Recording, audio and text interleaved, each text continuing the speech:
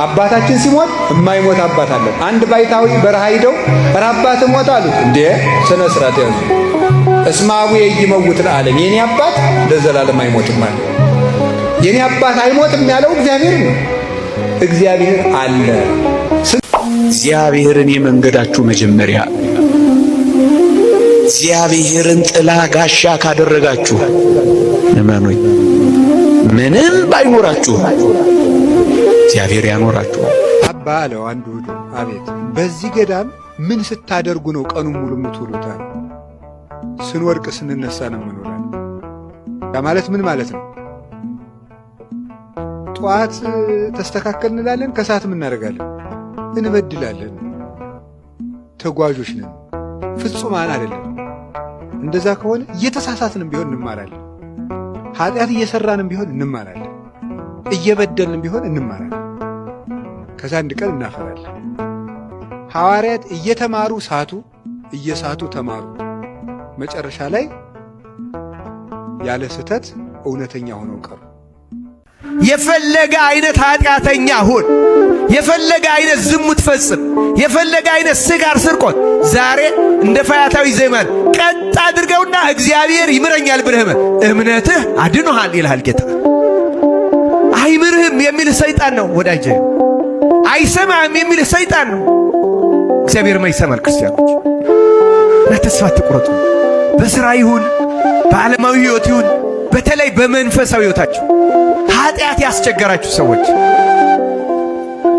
ንስሐ እየገባን ደጋግመን የምንሠራ መቼ ነው ይሄን የምናቆመው የምንል አይዟችሁ፣ በርቱ። እግዚአብሔር ልንገራችሁ፣ ተስፋ ካልቆረጣችሁ እግዚአብሔር ያን ኃጢአታችሁን ከእግራችሁ በታች የሚጥልበት ቀን ይመጣል። ክርስቲያን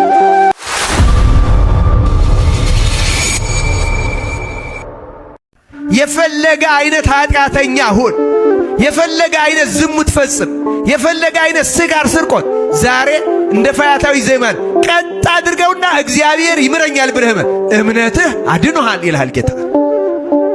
አይምርህም የሚልህ ሰይጣን ነው ወዳጄ። አይሰማህም የሚልህ ሰይጣን ነው። እግዚአብሔርማ ይሰማል። ክርስቲያኖች ተስፋ አትቁረጡ።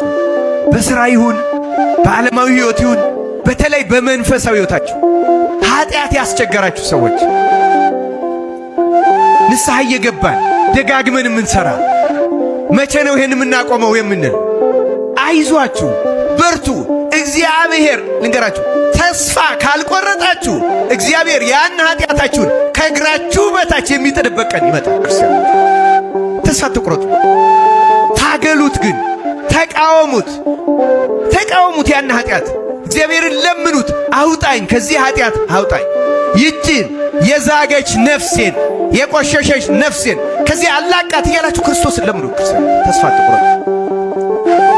ዘንድሮ አልተደረገልንም፣ አልተፈጸመልንም እንደዚህ አትበሉ። ክርስቲያኖች በተለይ በመንፈሳዊ ሕይወታችሁ በምንም መንገድ ተስፋ አትቁረጡ። እግዚአብሔር አምላክ በቸርነቱ ተስፋ መቁረጥን ከሁላችን ያስወግድልን። ረክሰን ስንመጣ በንጹህ እጆቹ የሚጠብቀን ፊቱ የማይከፋ ቤቱ የማይዘጋ የምሕረት እጁ የማይታጠብ ሰጥቶ የማይጎልበት ሰው በቃኝ የማይል የማይጸየፍ እንደ ትናንት ነው የሚኖር ያለና የሚኖር እግዚአብሔር ነው። ደስ ይለኛል ይህን ሳስበው። እናንተ ደስ አይላችሁ? ስንቱ ንጉሥ አልፏል፣ ስንቱ ባለጸጋ አልፏል። እማያልፍ አባት አለን። የምንወደው አባታችን የየ ብለን አልቅሰን እንቀብረዋለን። ፈትፍታ የምታጎርሰንን እጅ ሳንወድ በግዳችን ገንዘን እንቀብራለን። የምንወደውን ወንድማችን የየ ብለን እንቀብራለን። በትዝታ አስበን እናለቅሳለን። እግዚአብሔር ግን ያለና የሚኖር አባታችን ሲሞት የማይሞት አባት አለን። አንድ ባይታዊ በረሃ ሄደው አባት ሞት አሉት። እንዴ ስነ ስርዓት ያዙ። እስማዊ ይመውት ለዓለም የኔ አባት ለዘላለም አይሞትም ማለት የኔ አባት አይሞትም ያለው እግዚአብሔር ነው። እግዚአብሔር አለ። ስንቱ ወዳጅነት አልፏል፣ ስንቱ ጓደኝነት ተሽሯል፣ ስንቱ ነገር አልፏል፣ ስንቱ ወዳጅነት ጊዜ ሽሮታል። ዘመን የማይሽረው ወዳጅ እግዚአብሔር ያለና የሚኖር ሰው አንድ ቀን እጁ ላይ አግኝቶን እንኳን አይምረም። እግዚአብሔር ግን ሁልጊዜ የማይለወጥብን እጅ ነው። የእሱ ልጆች ስለሆን እግዚአብሔር ክብር ምስጋና ይግባው። እንዳኖሩት የሚገኝ ወዳጅ እግዚአብሔር ነው። እግዚአብሔርን የመንገዳችሁ መጀመሪያ፣ እግዚአብሔርን ጥላ ጋሻ ካደረጋችሁ እመኑኝ፣ ምንም ባይኖራችሁ እግዚአብሔር ያኖራችሁ። አባ አለው አንዱ ሄዶ፣ አቤት በዚህ ገዳም ምን ስታደርጉ ነው ቀኑን ሙሉ የምትውሉት? ስንወድቅ ስንነሳ ነው የምንውለው። ያ ማለት ምን ማለት ነው? ጠዋት ተስተካከል እንላለን፣ ከሰዓት ምን እናደርጋለን? እንበድላለን። ተጓዦች ነን፣ ፍጹማን አይደለም። እንደዛ ከሆነ እየተሳሳትንም ቢሆን እንማራለን። ኃጢአት እየሰራንም ቢሆን እንማራለን። እየበደልንም ቢሆን እንማራለን። ከዛ አንድ ቀን እናፈራለን። እኛ ፍሬ ለቃሚዎች አይደለም። የሚያስጨንቀን ነገር የለም። ዘሩን እናዳፍን። ኮትኩቶ ለፍሬ የሚያበቃው ደግሞ መንፈስ ቅዱስ ነው። አንደኛ ቆሮንቶስ ምዕራፍ 1 ላይ ሲናገር ጳውሎስ ተከለ፣ አጵሎስ አጠጣ፣ ማን አሳደገንም? እግዚአብሔር አሳደገ። የተማርነውን ዘር ማሳደግ የእግዚአብሔር ድርሻ እንጂ የኛ አይደለም። ነገ እንለወጣለን። ስለመለወጣችን ስላለመለወጣችን አትጨነቁ። ዝም ብላችሁ ተማሩ። አታስቡ አላልኩም፣ አትጨነቁ ነው ያለው። ተማሩ። ስትማሩ ቆይታችሁ መሄዳችሁ አሁን ኃጢአት ስትሰሩ ትችላላችሁ። ቢቻል አትስሩ፣ አንስራ። ባይሆን ግን ተመልሰን መተንም እንማር፣ እንስተካከላለን። ሐዋርያት እየተማሩ ሳቱ፣ እየሳቱ ተማሩ። መጨረሻ ላይ ያለ ስህተት እውነተኛ ሆነው ቀሩ። እየተሳሳቱ ነው የተማሩት፣ እየተማሩም ተሳስተዋል። ብዙ ቀን ስተዋል፣ የነገራቸውን ረስተዋል። ጌታ ሰብኳቸው እንኳን ብዙ ቀን ተሳስተዋል። እንኳን ሰው በጎደሎ ዕውቀቱ ሰብኮን ይቅርና። ስለዚህ ነገ እንስተካከላለን። ቃሉን በደስታ እንስማ። የእግዚአብሔር ዘር ነው። ለዚያ ማንም ጎርባጣ መሬት እንዳይኖር ልባችን አስተካክለን እንምጣ። ዛሬ እግዚአብሔር ሊዘራብኝ ነው በእኔ ልብ ላይ። ጌታዬ ኢየሱስ ክርስቶስ ሆይ እንደ በጎ አዝመራ ቁጠረኝ። በጆሮዬ ውስጥ እንክርዳድ ከሚዘራብኝ ክፉ ጠላት ጠብቀኝ። የሻከረውን ልቡናዬን አንተ አለስልሰህ ዝራበት፣ በመስቀል ርፍነትም ልቡናዬን ረሰው ብለን እንጸልይ። ቃሉ ብርቱ ነው።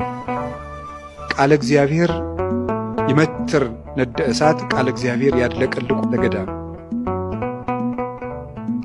የእግዚአብሔር ቃል በረሃውን ያነዋውጠዋል።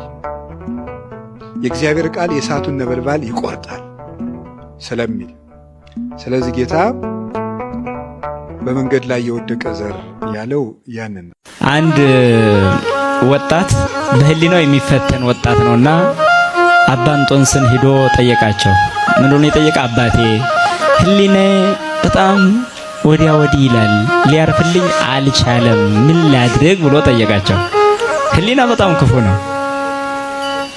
ያዝን ስንል ሁሉ አምልጦ ነው የምናገኘው። በኋላ ምን እንደተባለ እንኳን ሳንሰማ እንጠብቃለን ማለት ነው። እና አባ እንጦንስ ምን አሉ? ውርንጭላው የትም ደርሶ ይመለሳል፣ አህያይቱን እሰራታል። ምን ማለት ነው?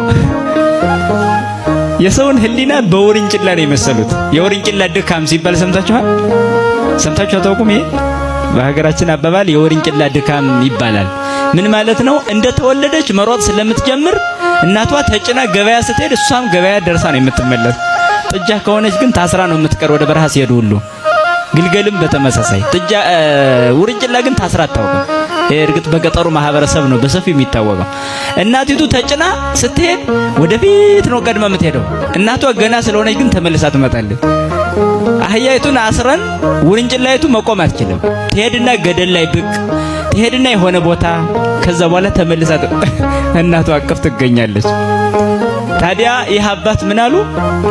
ውርንጭላይቱ የትም ደርሳ ትመጣለች፣ አህያይቱን እሰራት። ምን ማለት ነው? ሁሌም ተኝተንም ተነስተንም ቁጭ ብለንም ምን መንገድ ላይም ህሊና ሊባክን ይችላል። ግን ያን ህሊና ተከትሎ እንዳይሄድ አካላችን ተግባራዊ እንዳያደርግ ያሰብነውን መጠበቅ ነው፣ አካላችንን ነው። ለዛ ነው ህሊና የትም ደርሶ ሊመለስ ይችላል።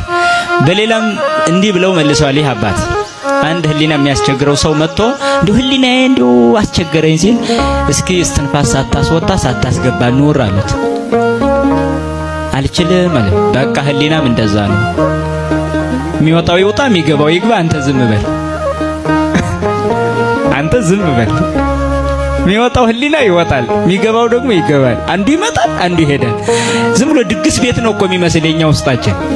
አንዱ ህሊና መጥቶ ይገባል፣ በልቶ ይሄዳል። አንዱ ይመጣል፣ አንዱ እንዲህ ነው የምንኖረው። ሆኖም ግን በጸጸት መኖር ራስን መውቀስ ጥሩ ነው።